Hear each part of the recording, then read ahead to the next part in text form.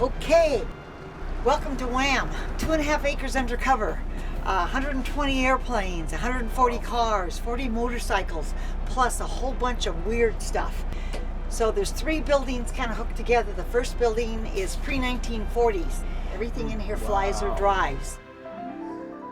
This place is amazing. I've seen small collections of planes, big collections of cars, but I've never seen anything quite like this.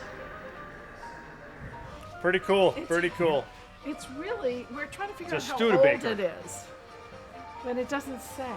No, there's no sign. It says... Well, Studebakers were built like a tank, so this literally is a tank. So we're in the Wham Museum, which is the most amazingly cool place in the world. It's got these ancient cars, ancient being the ones from my childhood.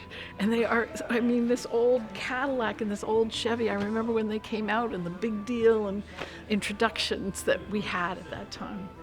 And then there's an old Studebaker and all these wonderful cars that I remember from my childhood. Okay, this was the first motorized vehicle that I ever had. Whizzer motorcycle. Overhauled it myself. I worked for a bicycle shop after a while. Modified it. I took fenders off and got it to run a little hotter than it was normally to do. And then I walked down here. This is the first aircraft I flew, which was a Piper J3 off of a grass field in Chicago. The first car I owned, 1940 Ford Opera Coupe. They call it here a deluxe business coupe, but we called them Opera Coupes in those days.